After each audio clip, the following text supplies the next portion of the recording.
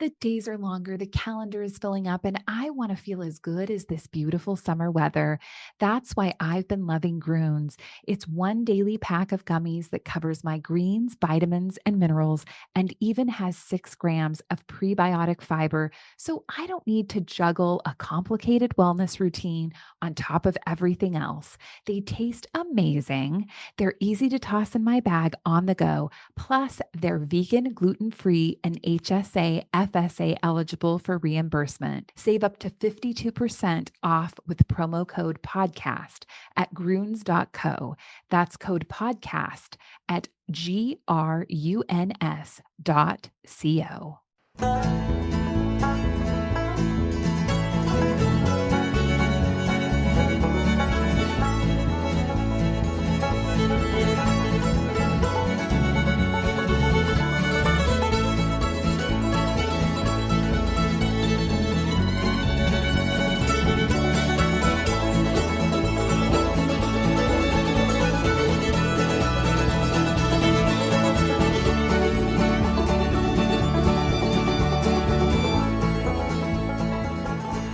Doesn't it look different when the Colorado Avalanche do the neutral zone drop pass on the power play than when the Wild do it? Oh, why would you say that, I'm Michael? saying it just does. What looks different to you?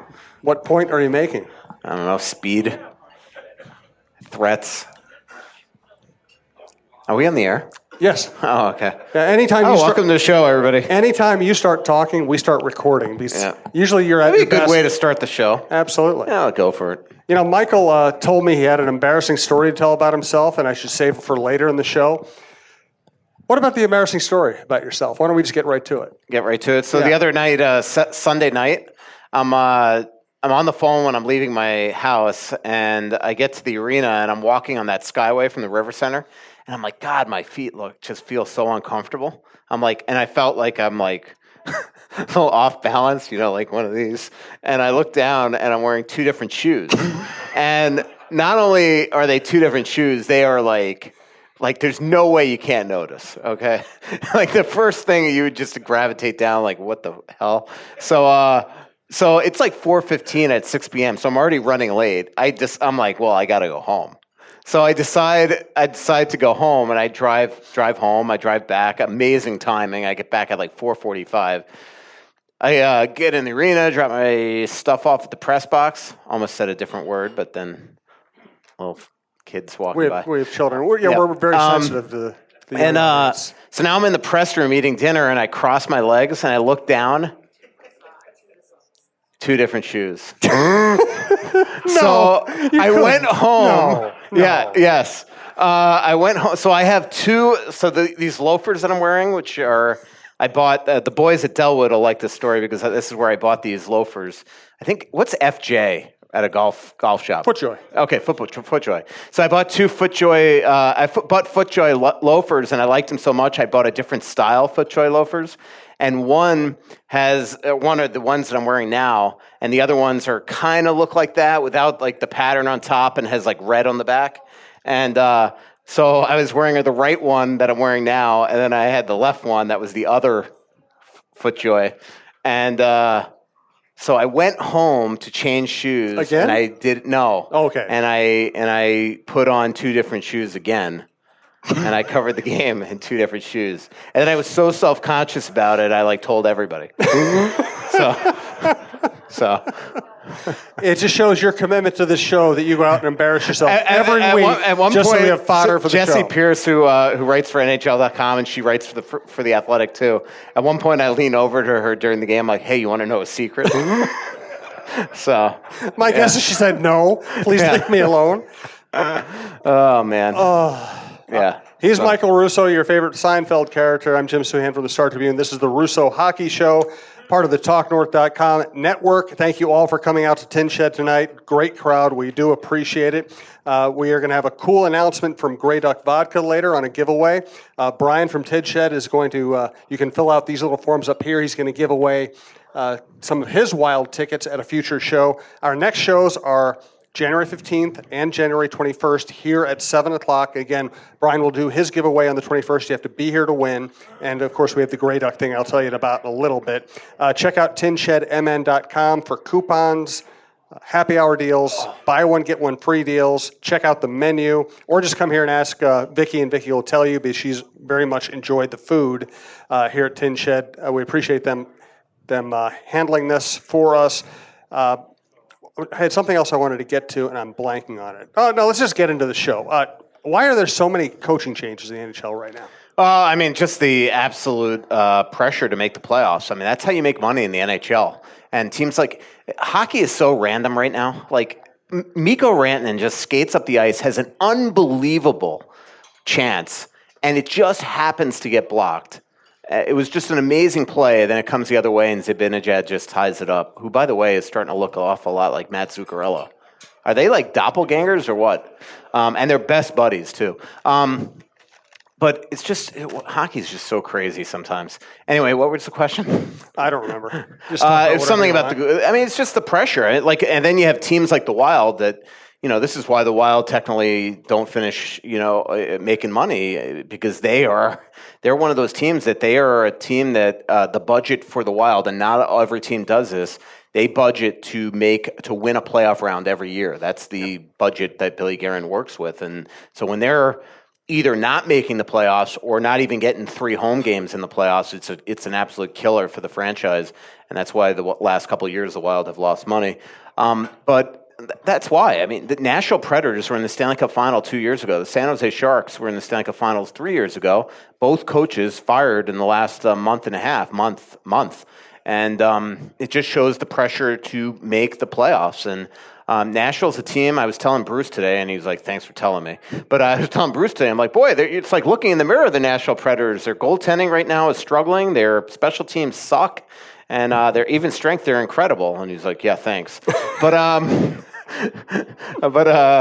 that's that's the disappointment of, by the way, the Wild coming home here and having a real lackluster 1-2 homestand is not only do you only get 3 out of a possible 8 points, but you give 3 points to Calgary and Winnipeg, the 2 teams directly ahead of you in the standings. And that's the type of stuff that puts the Wild in this precarious position all the time. It's just they never take care of business, and they just make it a stressful ending. And coming home and having that type of homestand is look at Kadri, just this guy. Anyway, the good thing is Michael is not easily distracted. God. Don't anybody rattle your car keys during the show, please. Yeah, exactly. So it's just one of those things with Laviolette. I will say with him, great coach, but he is the quintessential coach with an expiration date. Like clockwork every year, fired 3 years in. I mean, it's just clockwork. He's just one of those guys that he just eventually he wears on you. And so I think that David Poile recognized that and made the change. There's a lot of ties between the Nashville Predators and the New Jersey Devils. Ray Shero, who was the Pittsburgh GM, is now New Jersey's GM. Remember, he was the assistant GM in Nashville under David Poile. Jeff Kelsey, who's been promoted to assistant GM after Paul Fenton left there a couple years ago.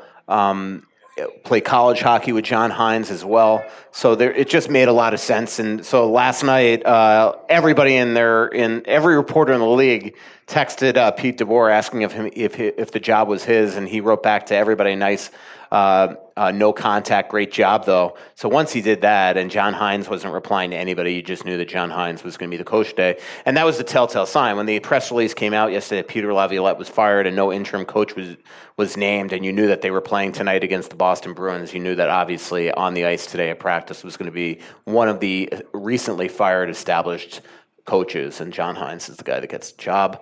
So we'll see how he does in Nashville. They're not in a bad position. Again, a lot of talent there. They should be better at their special teams. It's still, even though Pekka Rinne has really struggled this year, you still Pekka Rinne, right? And so you got to think that that team is going to do a lot better here. And so, for Wild's fans' sakes, hopefully it doesn't work, but I think that David Poile, who has never made an in-season coaching change in his 37-year career, has only fired technically, even though Barry Trotz's contract just wasn't renewed. Same with us. I think it was Schoenfeld or somebody in Washington. But in his history as a GM, this was only the 4th coach he's ever fired. It's crazy. Thanks to Tin Shed, Grey Duck Vodka, Twill in the Edina Galleria. I just spent some time there. Fixology Repair, fixologyrepair.com, and State Farm agent Tony Hoagland. Our producer, Brandon, is stage left. He produces all the shows. He also has a microphone. If you want to ask a question during the show, just walk up and grab it, and we will get you on the air. We like to reward people for coming out, so you get first priority for the questions. We'll probably take some Twitter questions as well. We'll be unveiling our new website sometime this week, hopefully by tomorrow. And please, if you get a chance, subscribe to the podcast and follow us at Talk North Pod. We're going to be unveiling a lot of new shows, a lot of new developments in the business over the next month or two. And if you're following us on Talk North Pod, you'll see all of the shows as they come out and as we promote them. How's Doobie and how's his wife? I haven't gotten an update today. I haven't texted him, but she had her, surgery today, and I'm trying to just be delicate with how I describe all this because a lot of this stuff is still private. So the hope is that everything went well with the surgery, which it was supposed to, and that he'll be back on the ice in practice either Friday or Saturday. The Wild have practice scheduled Friday, but they're coming back from Calgary. They'll get back late, so there's always a chance that Bruce Boudreau cancels that one. So at a minimum, I'd expect him back Saturday. So hopefully everything goes well here. As I wrote last month, this is an ongoing medical issue. This was a planned procedure. They think they've figured out what has been going on. And again, I'm just trying to be, respect their privacy. But hopefully everything's good. Capo Kakinen was recalled to back up Alex Stalock on Thursday in Calgary. By the way, how did you spend New Year's Eve? Or New Year's Day or both? It was absolutely the lamest New Year's Eve I've ever had in my life. So I moved out to the burbs, so I didn't want to go out in downtown Minneapolis, especially with Ubers and Lyfts, probably, with the, what's it called, the surge charges, probably just a gazillion dollars. So I just went back home and just kind of sat on the couch and watched TV and went to bed at 11. I had to cover a game that night, so yeah, wow. It was pretty much, but hey, I was safe. Yeah. Hey, we're old. We admit it. My wife made me go out on New Year's Eve for the first time in a long time because I've gotten old and boring. I'll have a very, very different New Year's Eve next year because my plan, especially with an early January 1st, 2021 Winter Classic at Target Field, my guess is and having so many of my colleagues staying in downtown Minneapolis, my guess is I'll get a hotel room for that night just to be down there, but also, kind of have, especially when I stay at the Marriott, I usually get a bi-level suite. And when I say usually, it's because I once had a flood in my condo and I had to live there for a month. So I plan to get that thing again and have a little party of hockey writers. So Mikey Two Shoes loose on the town. That's going to be a little scary. Yeah. We are, by the way, if I can give a little The Athletic Pub, next year. We haven't obviously picked the date yet. We have to see what the schedule is for the St. Louis Blues and when Jeremy Rutherford from The Athletic will be able to get back in town. But we plan to have a subscriber event. So of Blues fans and Wild fans, and the whole objective for that event is to show Blues fans that I'm not a complete ass. So you're not going to be there? Yeah. So everybody's invited except for the Blues fans that I've blocked. You can't really block people which I think person. are less than definitely less than Avs fans. Is there a good Avs fan? No, I'm just kidding. I don't think you're kidding. By the way, Bert, were you the one telling me about Davina and the Vagabonds? Yeah, we went to the Dakota on New Year's Eve and saw them. And they're awesome. Yeah. That was an absolute blast. I saw her in Scotland a couple years ago. Really? Yeah. They Great play. Show. They're just amazing. Davina's, back in the day when I first moved to Minnesota, I became friends with her and the band. And really? I was like a groupie, but then, kind of like I am with Trampled by Turtles. I went to, Bert, that's probably where I first met you, right? It was Davina and the Vagabonds concerts. So Bill Butler, who comes to a lot of our shows, that's where I first met them. Absolutely one of the most talented human beings ever, Davina Sowers. Just, if you don't know her music, go on Spotify or wherever kids get music these days. And I'm going around the Wild locker room. Go on the internet and find it. So I'm going around the Wild locker room today, And one of the wild players, so we're doing like all these polls. I've been working on them for a month. One's an anonymous league poll. The other one's a team-specific poll. And all this stuff is going to run the next couple of weeks in The Athletic. And one of the questions in the team-specific poll is like, who has the best and worst taste in music in this locker room? And a lot of the guys are saying Eric Stahl because he has old school music on there. And the music that they are calling old school are like, I mean, it's stuff like, from like 8 years ago. It's from like, it's like when Chad Graff has oldies on his iPod, and on his oldies there's like Blink 182 and stuff. I'm like, what? Are you like that is oldies? Am I that old? Are you kidding? Mike, we're that old. Yeah, it's just I know. I mean, one of my daughters worked in the music industry, and she was always trying to get me to listen to cool new music. And I'm like, you got the wrong target audience here. I don't want new cool music. I want stuff that I drank beer to in high school. Yeah, I don't want to scoop The Athletic, but one of the funny questions in the league poll, which again is anonymous, is which player on another team would you most want to have a beer with? And Eric Stahl's answer to me today was Mark and Jordan Stahl. And I just said to him, I'm like, all right, I'll put it, but I'm just going to let you know that there's a very good chance people are going to know it's you. I'm just saying. I'm just like, I'll be fine putting it. Oh my God, some of them are just hysterical. Marcus Foligno had one today. Poor Jordan Greenway is running away with a couple of the team-specific ones. I won't say what they are. But Marcus Foligno today, one of the questions is your favorite Minnesota restaurant.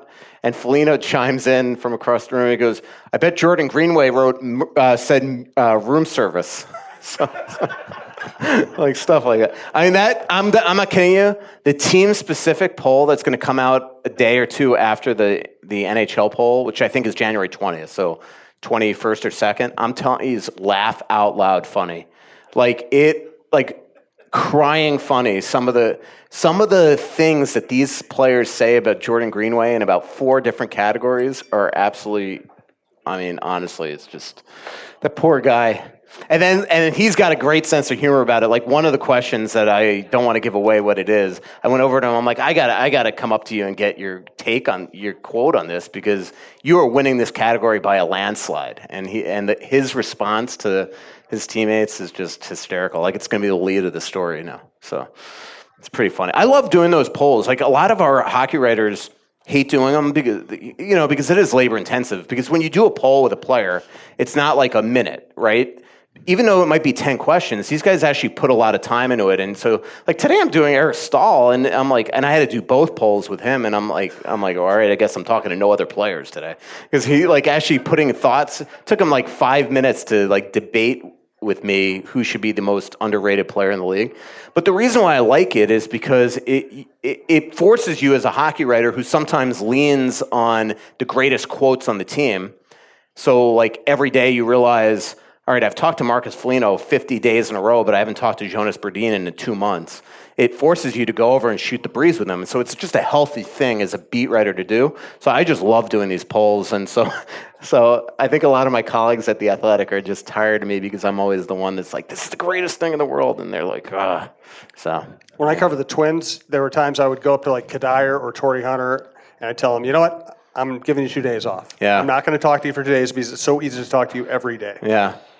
And most hockey players are like those guys. I just want you to, just one thing that's going to be very odd in the team-specific poll is that it's going to be every player on the team and Ryan Carter.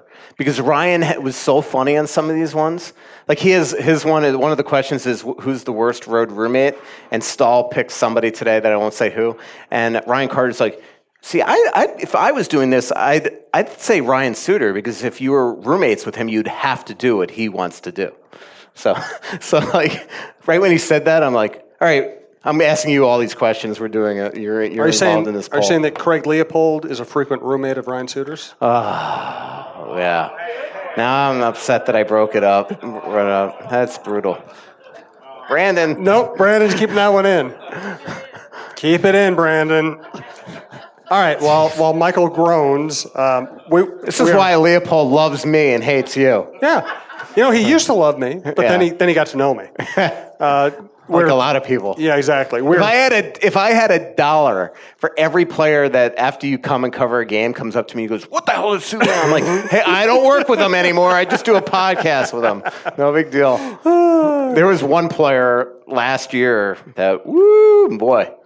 It's funny though, when I show up, they never say anything to me. Yeah, that is the way it works. It's the way it works. Yeah. Believe me, I've been on both ends of that. We're thrilled to be working with Grey Duck Vodka. We have some of their representatives and old friends in the building tonight, and they're going to do a really cool thing. If you want to win 2 VIP tickets to the NHL alumni game at Hockey Day, Minnesota, follow Grey Duck Vodka on Twitter and post using #HockeyVIP. I'll say it one more time. To win 2 VIP tickets to the NHL alumni game at Hockey Day, Minnesota, follow Grey Duck Vodka on Twitter and post using #HockeyVIP. Grey Duck and soda sounds pretty good right now.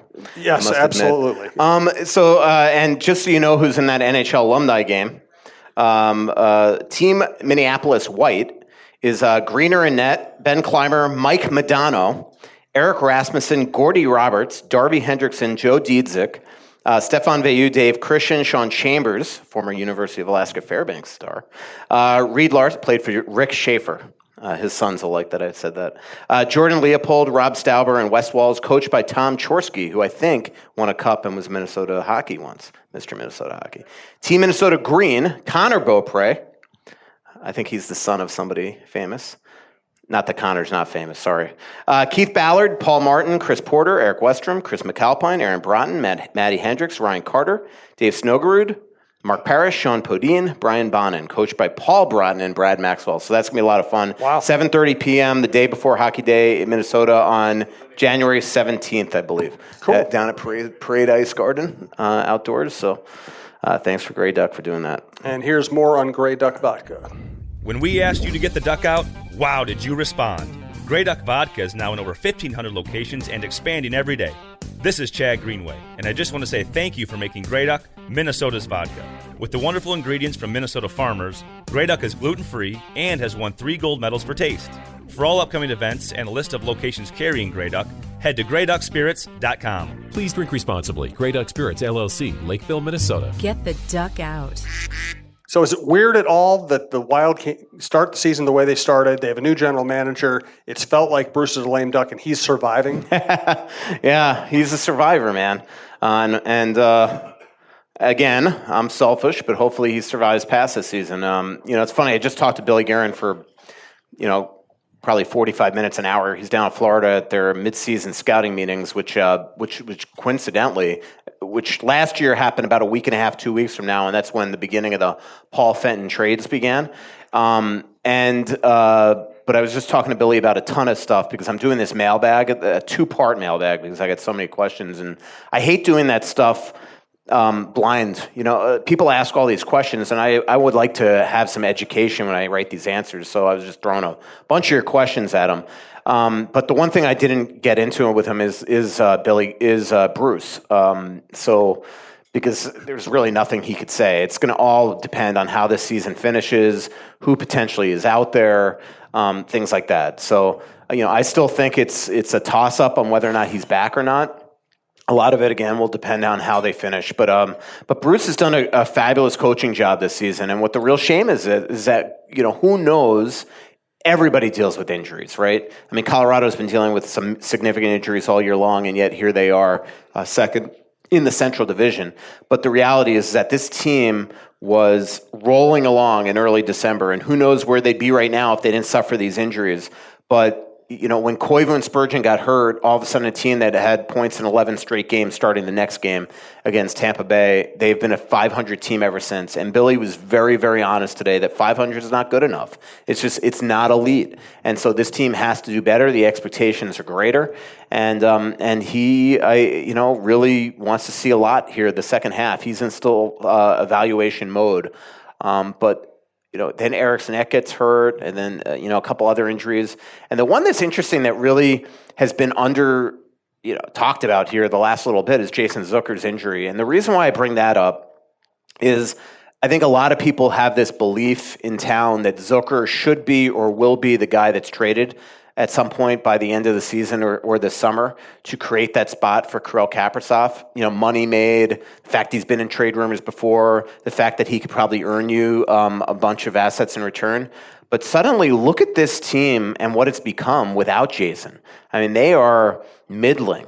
They don't have that scoring threat. It was the Zucker injury that caused Bruce to take everything in consistent lines and really blow it up.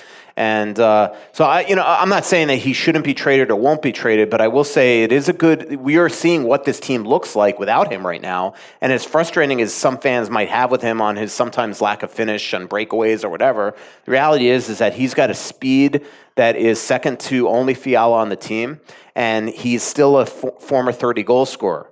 And now you take that element out of your lineup, and it really, to me, in a lot of ways, makes players like Jordan Greenway's life tougher.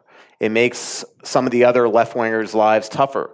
Why is Zach Parise all of a sudden stopped scoring when he was absolutely on fire when Jason Zucker was in the lineup? Because teams had two lines that they had to check and worry about. Why has Greenway completely struggled here since Jason Zucker was hurt? So it's just something to think about. I do think what this is showing is because I got a lot of questions about Zucker in this mailbag, is just be careful what you wish for. Right. And we learned that last year with some of the trades. The question I get asked a lot when I do radio hits around the state is this team going to either sell or buy at the deadline? Well, I don't think you could buy. I don't think you could buy. I mean, this team, regardless, is not good enough to win a Stanley Cup. That's just simple. I don't mean to, take the biggest fan that's, lives and breathes and bleeds wild colors and disappoint you, but they're not a Stanley Cup contender when you look at some of these other teams. Now, saying that, I look in the Western Conference right now and I see 13, my math is terrible, 12 teams that are pretty much the same. And then I see Colorado, St. Louis, and Vegas. And even those three teams have deficiencies. Like, as good as Colorado is, as daunting as they are, I still think you can get to both their goalies. Definitely their backup, the Wild-faced in Colorado. Vegas has been up and down. Vegas, to me, scares me, even though the Wild usually play them very, very well, because they are so deep. And they're even when they went to the Stanley Cup Finals a couple years ago, this team now has Mark Stone and Max Pacioretty, and Stone, to me, was the best player on the ice when the Wild faced them a couple weeks ago in Vegas. And St. Louis is still the Blues, and they've had an unbelievable season. And Binnington, to his credit, has had an incredible encore after last year. So those are the three teams, and then everybody else is the same. So while I say that the Wild might not be a Stanley Cup contender, the reality is that if they make the playoffs, to me, they're right there with a lot of these teams and have a chance to go on a little bit of a run.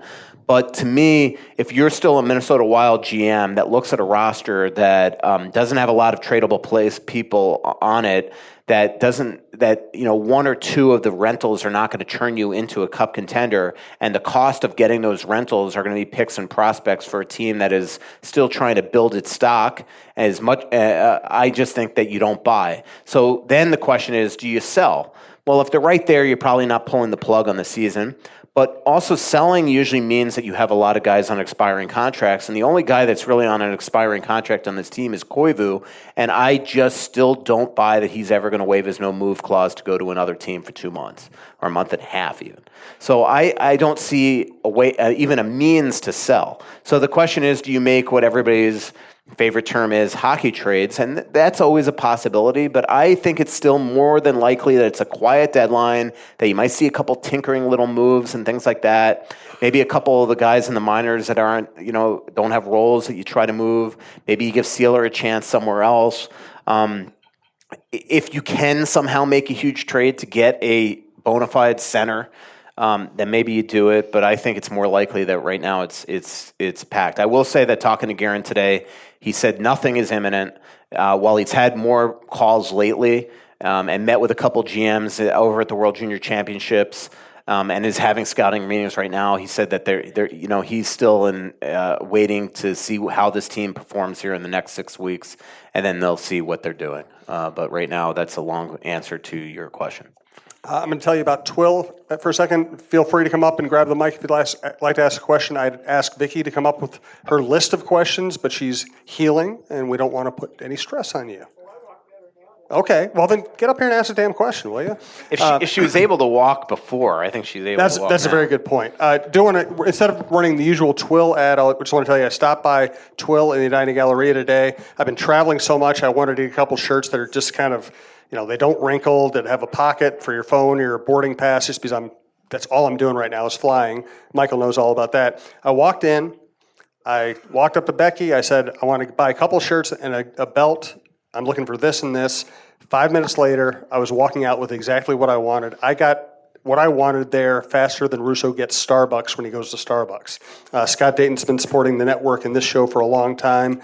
I just highly recommend checking out twillmn.com, Twill Edina on Instagram, or just stop by the next time you're in the neighborhood, and the clothes are great. There's stuff that'll last you the rest of your life. All right, so Vicki. Yes. And by the way, I'm glad you're feeling well. Thank you. I am too. Trust me. This is sort of what you were talking about kind of ties into what Philip was talking about. Because I kind of get a feeling that there's a trade brewing, that they're really thinking trade right now, but perhaps not based on what you just said. But he was wondering if, this locker room seems to be really close right now, and they're clicking, and that's good. Hasn't been like that for a while, but is there any trade that you could see happening that there wouldn't be an initial step back, like when we got Fiala, step back and well, Donato in terms of trading. You're saying trading popular players for, look, that's life. It's funny that you just brought that up. I was thinking about when I was in Florida. I remember when Tom Fitzgerald was traded for Mark Parrish, and Tom Fitzgerald was this extremely popular Florida Panthers player. Was a huge reason why that team went to the Stanley Cup Final in 1996. He's now the assistant GM in New Jersey. Has been up for this job here when Paul Fenton was hired. Tom was traded to the Colorado Avalanche for Mark Parrish, and fans down in Florida went beyond crazy. The locker room was irate, all this stuff. And then 2 years later, Mark Parrish scored 50 goals with the Florida Panthers in 2 years, was a Rookie of the Year finalist, all this stuff. And he was traded to the New York Islanders for Olli Jokinen and Roberto Luongo. And the fans went crazy and the locker room went nuts. And it turns out to be the best trade that Florida has ever made. I mean, Luongo and Jokinen. Luongo's a Hall of Famer, and Jokinen's one of their all-time leading scorers, if not their all-time leading scorer. So the reality is that when you are a tight locker room to begin with, and you have all these popular guys on the team, and you have fans that have gotten to know the personalities on the team, usually the initial sting of a trade is not positive from inside the locker room. I still remember when the Minnesota Wild, now this one's on the opposite, and the players were right, but I remember when the Minnesota Wild, we were in Washington when they acquired Chris Simon in 2008? Yes, I think so. Because that's the year they won the division. And everybody in that locker room thought that Doug Riseborough was going to go and buy and turn them into a legit Stanley Cup contender, and their only move was Chris Simon. And we get out of the Mayflower Hotel, and I'm interviewing players by the bus 2.5, 3 hours before the game, and they are livid. They're mother effing Riseborough to me. They're disgusting. And I remember calling a friend of mine that I'm like, hey, if you want to make some money tonight, throw everything you own on the Capitals. And then the Wild got spanked that night. But you just knew that going in. So, I mean, I guess my answer to that question is that if you have this tight locker room and you trade somebody, there's always going to be players that are ticked off. And the question is to just be professional about it. Now, last year, there was the negativity of just the overwhelming stress of Paul Fenton in the organization. And then what happened is he traded 3 extremely popular players. And then on the day that Charlie Coyle was traded, Jason Zucker was told not to even come to the plane because you're getting traded. And so the entire plane was just absolutely livid. And then all of a sudden the Zucker trade falls through, and now Zucker's got to come on the plane. He's got no passport. He's got to go home to get his passport because he was so frazzled. And so the team was just a bad situation. Now a year later, though, some of those trades don't look pretty. I mean, the Fiala for Granlund trade looks right now. And again, I preface everything with right now because last year, right now, we thought it was a win for the other team, and now it looks like a win for Fenton. Donato for Coyle, to me, I mean, Coyle's still, he is what he is, but he, for the Boston Bruins, is a perfect fit that's going to always, in their playoff runs, be an important fixture, especially now that he's re-signed. But the reality is that he was what he was here, and at some point he probably needed to move on. And so they get Donato for him. Does Donato turn out to be the player that Paul Fenton thought he was?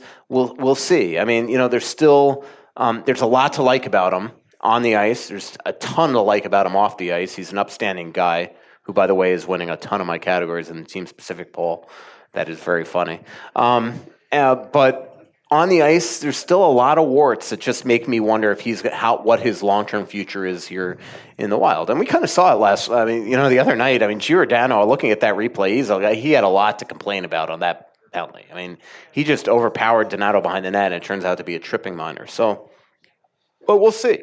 Niederreiter, at a minimum, they save money there. So I guess the answer to your question is Billy Guerin can't worry about what it's going to do to everybody in that locker room. Has a best buddy, right? If Dumba was traded tomorrow, Jonas Brodin would be absolutely devastated. If Brodin was traded tomorrow, Dumba couldn't even walk into the room without probably tearing up. I mean, that's just life, And so Billy's got to manage this team just the way Paul Fenton did, manage this team the way that he thinks is best to get this team over the top. And we all know, looking at this team, that it's got a lot of work to do to get over the top. So that's a long-winded answer to your question. Hopefully I answered it right. Yeah, but you gave me the segue I needed. Yeah. Dumba. What? Dumba? You know how I love him. Not. What's your problem with Dumba? He still thinks that this big power shot from the blue line is his shot. Okay, at one time it was his shot, but it is for sure not working for him right now. Mm-hmm. And it wouldn't hurt him to learn a little finesse. Well, I get your frustration with Dumba. He had a bad year. I'm definitely not one that can teach him hockey. I'll tell you that. I mean, but he is having a tough year. And what's really tough about it is that regardless of the lack of offense right now, he's really struggled on the defensive side of the puck. I think it's because he's pressing big time. Look, they need him to be a lot better. Because it's a huge issue, and we'll see what his long-term future is. I mean, he's signed here long-term, but he has not played well. He is somebody that is not a shoo-in to just be here forever as well. So I'm not saying that they'd trade him, but I definitely don't think it's out of the question that they would consider trading him, especially because he is somebody that, if he could rebuild his stock, is somebody that could get this team probably a lot. So, well, do you think he's still timid from his injury? I mean, he's, all I could say is what he says, and that he's not. I mean, but that's a significant injury. What I'm concerned about is that his game is an overpowering slap shot that you don't like. And that injury that he had affects that. So Sure. The question is he ever going to be the same? Is Ryan Suter ever going to be the same from his injury? Right. These are significant things that have a chance, that have a chance to linger. So, all I can tell you is that he says he's not. I mean, to me, I still see him hit guys. I still see him go into the corners, things like that. But obviously, he has not been the same player that we saw pre-December last year. Well, we've seen him get hit a couple times, and he, grabs his chest. That's what makes me wonder. Yeah, I mean, look, that's definitely a possibility. I mean, nobody knows what he's feeling. He's not telling us. I have not noticed that, but I'm not saying it hasn't happened. Right. So, I mean, you definitely probably see that closer than I do, and if you see it, then that is something interesting. That, Yeah. I mean, that he had a significant injury. There's no doubt about it. Indeed. Thank Yep. you. Thank you, Vicki. Thanks for being here as always. We appreciate it. Thanks to Fixology Repair, one of our longest-running sponsors, fixologyrepair.com. Hi, this is John with Fixology Repair. For the better part of a decade, we've been privileged to serve you for all of your jewelry, watch, and smartphone repair needs at the Mall of America. Since Minnesotans largely hate going to the mall, we expanded 2 years ago to reach you in the Minneapolis Skyway. And now this year, we're pleased to announce we have a new location at Wells Fargo Place in the St. Paul Skyway. All 3 shops are equipped to help with your watch and cell phone repair needs on site, while all jewelry, computer, and game consoles will be completed at the Mall of America store. Please bring us your repair challenges, and don't forget to mention the Talk North podcast for a 10% discount on all of our services. The Wild recalled defenseman Matt Bartkowski. What should we know about him? I mean, he's just a big left shot veteran defenseman, having a good year for Iowa, one of their leaders. But he's, as far as I know, unless something changed after practice, he's not. I don't think the plan is for him to play in Calgary. Now, if he does play, it means it's something that Suter's not on the trip or not ready to go. Suter left practice today with an issue that Bruce Boudreau says he's been dealing with for some time. So I saw what the issue was when he was leaving the ice, but I probably should not say right now, especially because there's a really good chance, at least according to Bruce, that he's going to play on Thursday. But and then Brad Hunt didn't practice today too because of a sinus procedure that he had yesterday. That they just told him it's better to stay off the ice today, but he's expected to play in Calgary as well. So they're going north of the border. They don't have an extra player on the ice. They're as Bruce said the other day, they're playing Russian roulette for some time at forward because they don't have an extra forward on the team.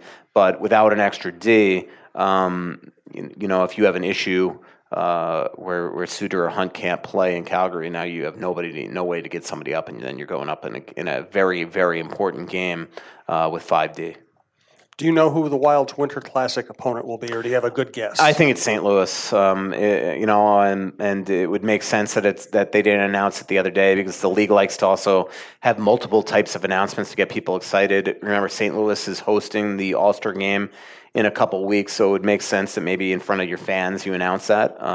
But St. Louis was pretty much close to a shoe-in, and then I did a story about in early December, asking fans who they want the opponent to be. It was almost a crowdsourcing thing, and the league and the NBC, from what I understand, read the comments, each and every one of them, and pretty much everybody was saying Colorado or Winnipeg, and nobody was saying St. Louis.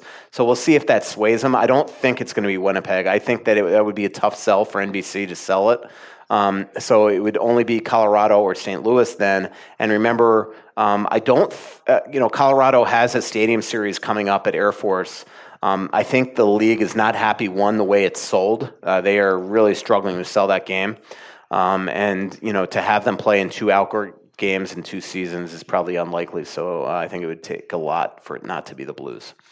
I've had 2 trips to New Orleans the last couple of weeks, one for family and one for business.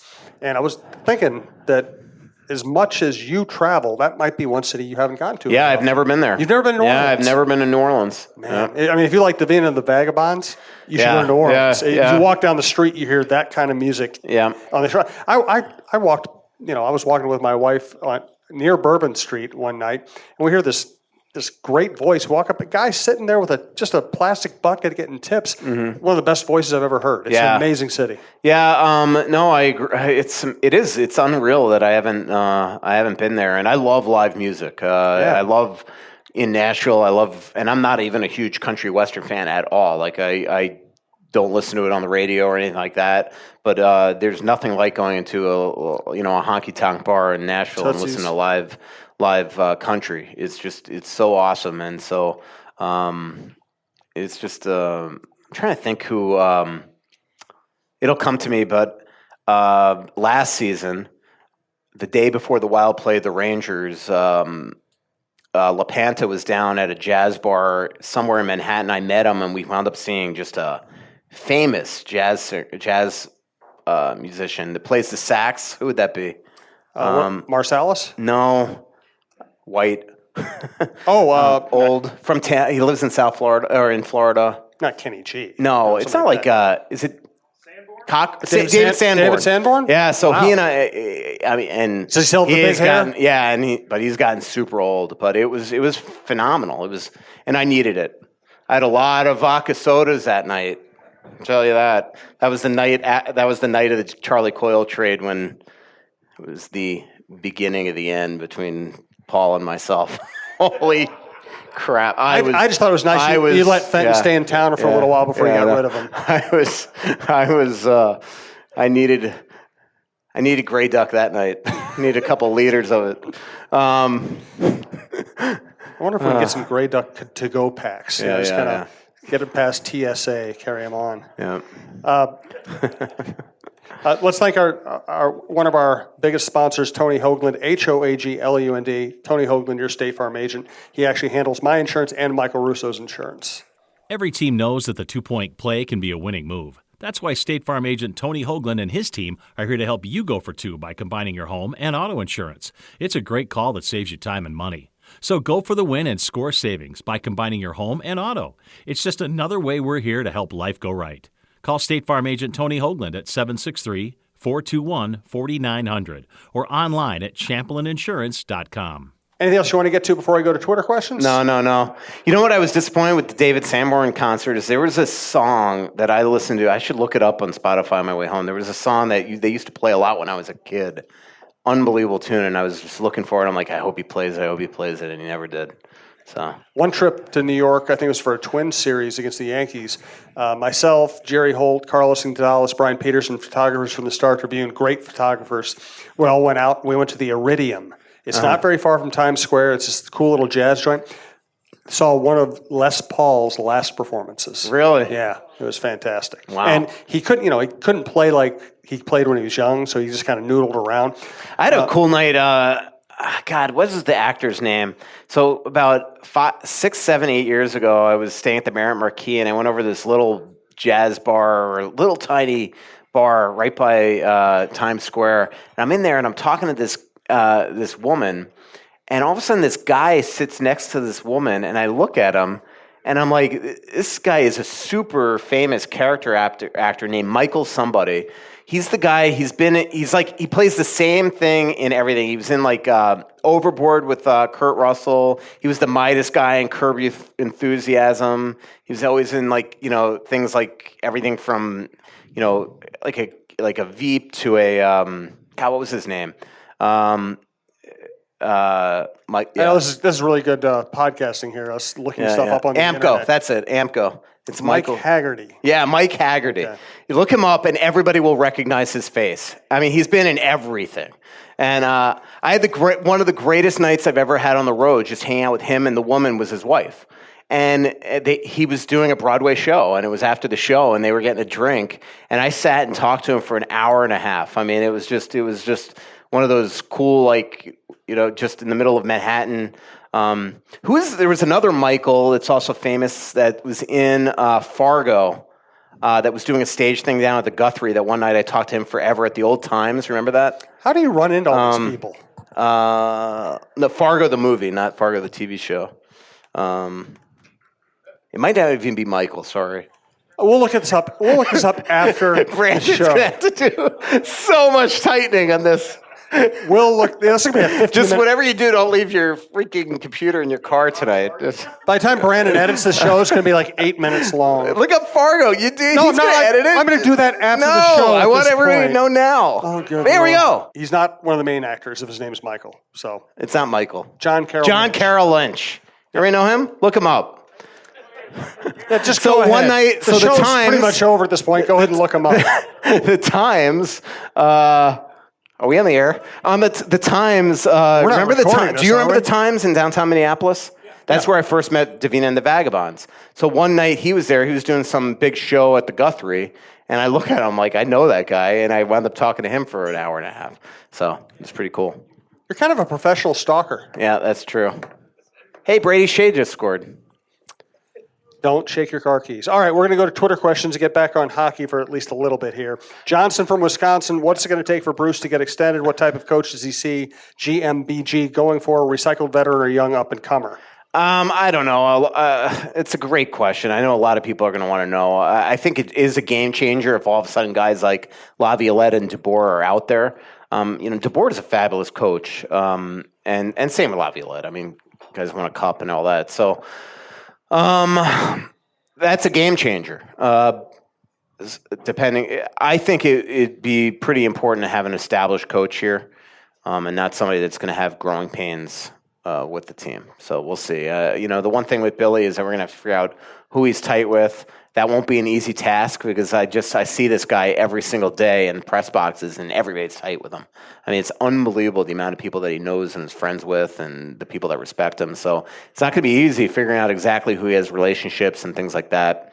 I still am convinced that Doug Wade eventually is going to work in this organization in some capacity. I don't know if it's going to be as a coach, but definitely as a, I think in some capacity. From Jonathan Brill, what does Russo want more, endless lifetime supply of Starbucks or a Stanley Cup? What? What would you prefer, a Stanley Cup or a lifetime supply of Starbucks? Definitely a Stanley Cup. And I'm not saying that like I want the Wild to win a cup because I'm a fan, but I think all hockey writers want to work until June. I've never gotten that chance. I don't count when I was a kid because I was like the backup to the backup to the backup to the backup when I was covering the Florida Panthers when I was a child. But look, I mean, I would love to see this area. I think I brought this up. I went to Lake Elmo Inn with Alex Stalock last week, and I'm working on a huge story on him. A couple of huge stories on him. And he was, one of the most poignant parts of this interview was him talking about what it would be like as a Minnesota. The greatest part of the interview with Stalock was him talking about being a tormented Minnesota sports fan. And how people don't understand it, and then he didn't realize it until he played for the Wild and is feeling it every day because he now wants to win, obviously, and help lead this team. And he was just talking about what it would be like in South St. Paul and in all throughout the Twin Cities about if this team won a cup. And I completely agree with him. I've talked to Parisi about this 1,000 times about what it would be like here. The people that could, if they could ever win a cup in this city, the players on this team, the coach of the team, the GM of the team, the owner of the team will all go down in absolute infamy in this market. This market craves for a winner, let alone a hockey winner. And so, I would love to be the one to document that. How about a Stanley Cup filled with Starbucks coffee? That would be awesome. If I ever got to bring the cup home, that's what I would fill it with. You have no doubt about that. I don't think the beat writer gets the cup, though. I'm just guessing. So I remember when I was young, and so my first Stanley Cup final that I covered really as a full-time beat writer was in 1998. Covered the Detroit-Washington series. And I remember being in Washington when they won the cup, the Red Wings, and the cup was in the locker room in Detroit, that little tiny locker room in Washington, in their visitors' locker room. And I remember the cup being in there and just I'm on deadline, and I'm just like, holy, it is right there. And I'm like staring at it. And then, and what was really neat is that the cup was on my flight going from Detroit to Washington after Game 2. That was the game that SAT missed the open net, and then Detroit came down and eventually scored and went up 2-0 in the series, and it could have been 1-1. And the cup, I was flying a Northwest flight from Detroit to Ronald Reagan Airport, and the holder of the cup goes up to baggage claim with me, and out comes this crate with the cup, and I'm like, that's how the cup travels? He's like, and he looks at me. He's like, "What do you think? It gets its own plane?" I'm like, "Well, actually, I kind of did." So, so anyway. Hey, thanks again to Tin Shed. TinShedMN.com is the website. We're in a big room right now, and we appreciate everybody who's How come about here the to fact fill that it they out. got this other big room I know, that none of us ever knew, and we've been here like 20 times. They have the bar. They have the other room that we did a show in that one time when they're having a party in here. It's a big place. They have video games and just a wall of stuff to do.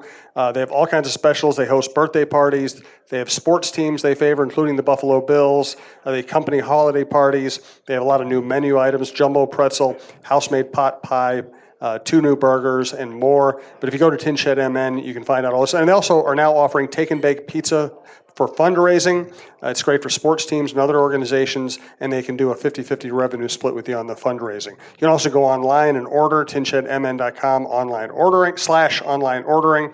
Monday, buy one, get one free pizza, any size, any topping. Kids eat free every Tuesday, Wednesday, and Thursday. So check out tinshedmn.com or just drop by and check it out yourself. From Aaron Anderson. Has Ian Cole become like the meanest defenseman out there? I just don't... Like, what did they teach him at Notre Dame? Like, I remember interviewing him when he was in the Stanley Cup Finals in San Jose when he was playing with Pittsburgh, and he was like the nicest, most intelligent human being. And now you see him on the ice, and he just acts like a complete jerk. Is it something in the water in Colorado? Okay, what's the question? Good. More Avs fans will be listening to the podcast. Yeah, we don't need them. The question from Aaron Anderson on Twitter was, drink Grey Duck if you're an Avs fan. So. From Aaron Anderson, is Russo a fan of banishing offsides? You know what's funny about that quote? Where's that question? You mean offsides challenges? I would assume. Yeah. But what's really funny is, so I'm doing this one question, and one of the questions is, what is the one rule you would change in the NHL in the poll? And one of the players on the team, I won't say it, even though I know he won't care, because it was in the anonymous poll, but he said banishing offsides. I'm like, you mean challenges? He goes, no, I just think it would be really interesting if they got rid of offsides. I've always thought that. Yeah. I always thought, because yeah. that's what you have in basketball is you have the player who wants to leak out on the fast break, but then you're screwing your team on defense. That would be fascinating to see how people would play that. Yeah. So, I am in favor of banishing offsides challenges. I just think it's become a farce, this whole, and there's no way you could do it. Like, to me, the whole reason they had it was for plays that were egregiously offsides, like the Duchesne one 3 or 4 years ago in the playoffs, or I think it was, where he was like 20 feet offsides and somehow was missed. That was the reason why it was added, and now it's become, a hair or a foot over the line. I mean, it's just become so ridiculous. And so I do think it's just become, but you can't like sit there and say, all right, you can only challenge if it was really 3 feet offsides and not 2.5. You either got to get rid of it or not get rid of it. And I just think it has become just insanely stupid. So. Yeah, and none of these games were invented with the idea that somebody would be able to scrutinize to that level. Unless what they do is like kind of like football. If you break the plane, like I'm sorry, if your foot is off the ice but you're over the blue line, then that should be onside. Like unless you have the review like that where you sort of break the plane, then it's fine. But it's become this like, oh my God, his skate blade was 2 inches off. It's just so dumb.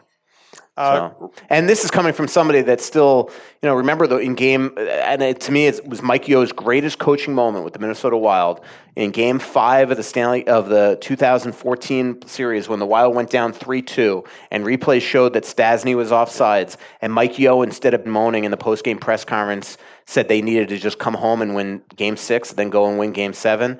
And everybody in that locker room was just besides themselves. And Mike Yo came out cool as a cucumber and didn't blame anybody, didn't rip Pierre Roscoe as one of the greatest linesmen in the NHL history.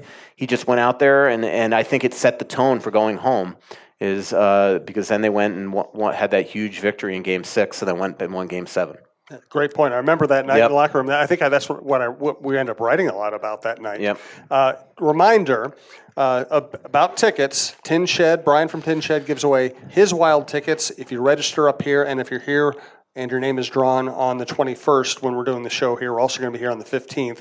Also, you can win 2 VIP tickets to the NHL Alumni Game at Hockey Day Minnesota by following Grey Duck Vodka on Twitter and posting using hashtag HockeyVIP. We appreciate Brian and Grey Duck for making those offers. From our friend Mary O'Neill, why is Granny doing so poorly with the Preds? Do you think he will be traded at the deadline or in the offseason? I wonder where he will end up. Yeah, I mean, a lot of it will depend on where they are at the deadline. If they're not going to make the playoffs and he's an pending unrestricted free agent that is not going to be re-signed by Nashville, which I think is unlikely at this point, I do think that he absolutely will be traded, and I think a lot of teams would be look at him as being somebody that they'd want to go after. I think that'd be good for him to replenish his stock. We'll see how he does under John Hines. I mean, he just he's floundered there. Somebody asked me on my mailbag if I still think he's going to want $8 million on unrestricted free agency. Let's put it this way: no chance he gets that. He has not been good in the month and a half after he was traded last year, and then all season this season. So we'll see. I mean, obviously, as Mary probably knows better than anybody, he's been dealing with some lower body issues and things like that. So we'll see the way John Hines uses him. I mean, he's a heck of a talent, but he's obviously struggled there. From our friend Bill, hope your dad's doing well. Does the inconsistency of Greenway's game make him more likely to be a trade candidate when Bill Guerin is assessing the team? Yeah. Wild certainly don't have any other players of this physical size. And yeah, tools. I know that's the danger of moving him, although, Foligno to me is what you wish Greenway would be. The thing with Foligno, though, is that he's a superb skater. And when he hits you, he hits you. Where Greenway, when he hits you, he sort of like kind of glides in there because it's not a fluidity. But the danger in moving somebody like him is that he is a physical, specimen that could potentially become a great player. I do think that it's more likely that you'd move him than not. But that's the thing with Greenway is that he teases you. There are times that you see his potential and how good he is on the ice in those games. You're like, well, they can't ever get rid of him. Sometimes you feel that way about Cunnin too. It's like when Cunnin goes into a rut, you're like, well, he's kind of expendable. And then all of a sudden he becomes, that Cunnin to me is somebody I'd at least want them to move because I just think that his whole makeup is leadership, competitiveness, the type of guy that you would want in the playoffs. But Greenway's raw, and it's dangerous to trade somebody that young and that raw right now because you just hate to watch on TV him become the guy that I think a lot of people think he has the ability to be. But we'll see. Anything else you want to get to? No, I mean, a big part of this mailbag this week will be Bill Guerin talking about the prospects. So I highly recommend the first one. Well, I'm going to write it on the plane tomorrow, the first part. So that'll probably be up Wednesday afternoon. As long as I finish it on the plane, it's a 2.5-hour flight. We'll see. I'll have to speed write. But he talks a lot about Kaprizov, a lot about Kovanov, a lot about Boldy, a lot about Beckman. So those were the guys that a lot of people on my mailbag asked about. So read those. That sounded like an order. Yeah. Subscribe. theathletic.com/IKnowRusso. We appreciate everybody coming out. Thank you very much. Another great crowd. We'll be back here on the 15th and the 21st. The show is 7 o'clock to 8 o'clock each night. Thank you to all of our sponsors. Thanks to Grey Duck for showing up and making that cool ticket offer. And again, remember, we'll be giving away tickets on the 21st, courtesy of Tin Shed, tinshedmn.com. Thanks to Brandon. Thanks to Michael. Yeah, thanks to everybody. Thank Brandon for having to tighten up this podcast like he's never had to do before. That's why he makes the big. That's why he makes enough bucks that he can have a car stolen every month or so, and just not have it affect his lifestyle at all. I think the bumper sticker that says "Please steal this car" was a bad idea. Once again, thank you to everybody. Please give Michael a hand. We'll see you on the 15th. Pretty little city built on a hillside. Music in the bars and fire in the sky. To the beach and it was covered in ice, and I used to call it home. So much coming out, there's nothing going in. I know that you feel like you're never gonna win. Oh, but the world won't forgive.